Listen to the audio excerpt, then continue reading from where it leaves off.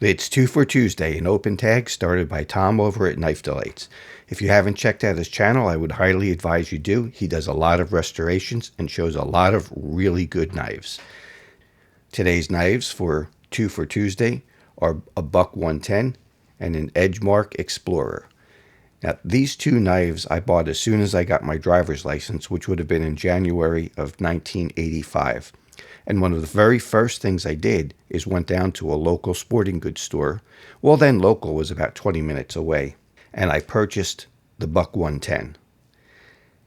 I was debating on a second smaller knife that would be easier to carry as a pocket knife, but I didn't want to spend the money right then. I ended up going back a day or two later, and I bought the other knife anyway. So the Buck 110 is a 4-dot, which would put this in the early to mid 80s. Since I bought it in the first week of January of 1985, it's definitely a 1984 or possibly an 83. So very nice classic Buck 110 with ebony covers. Still locks pretty solid. It has just a tiny bit of up and down lock rock and a little bit of side to side play. But I carried this knife a lot for years. This has seen some serious use. I didn't even bother cleaning it up. I don't want to clean it up because it's all wear that I put on the knife. You can see I did use ceramic rods a lot to sharpen it, but there's a little bit of blade missing, but not much. You still have almost that full blade there. This knife still has a lot of years of service left in it. You could very easily pinch these bolsters slightly to take the blade play out, peen the pin, resand and polish the entire knife, clean it all up, and this thing would be as good as a brand new knife again. Today, a lot of these Buck 110s are rounded over more. These are square, and that's how they used to make them years ago. I mean, there was a version with finger grooves that was available, but they were pretty square and blocky. Still just a great heavy-duty knife. Now this is an Edgemark, and they're listed as the Explorer model. These were made in Seki City, Japan, 440 steel. I think these are actually 440C. I don't think they're one of the other variants. I'm pretty sure they're 440C. I had had one of these, and I used it so much, I wore it out. The lock was worn out, so much side-to-side play. The blade was sharpened so many times, and the point was down here, and it was sticking way out of the knife. There was one time I stuck my hand in my pocket to pull this knife out, and I got a real nasty cut from that point that was sticking out here. So I threw the knife away. I wish I would have still had the knife today.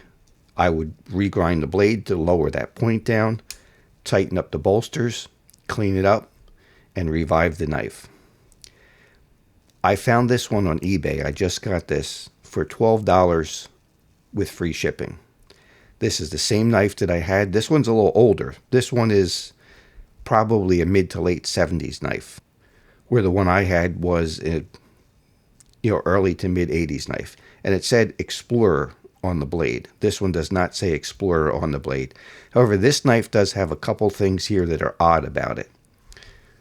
As you can see those two dots right there? And the one dot on this side? To me, that looks like somebody went and did a hardness test on this knife. And then also, right down here in the tang area, let me close the knife a little bit, you can see better. Right down here, you see a little groove filed in there.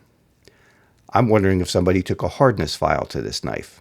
And after using the hardness file, they went ahead and had a test done on it. That's the only thing I could see that would put those dots on it like that, is doing a hardness test. So I don't know what history this knife has. The lock is pretty solid. You don't have blade play. This thing hasn't been sharpened much. It has about a full blade there. It's in excellent shape. So this is just a nice knife to have another one of, and it completes the first two knives I bought once I got my driver's license. Before then, as a kid, I had knives here and there given to me. or did some trading with friends, stuff like that. But these are the first two knives that I actually bought myself. I'm glad I at least still have my original 110. Now, also on this 2 for Tuesday, you'll notice these two stands. These two knife stands were given to me by Randy's WSG. So, unfortunately, he's no longer with us, but his channel is still up and you can still go back and look at some of his older content. He's got some really neat stuff. He was a very funny guy, and I was just glad to have him as a friend.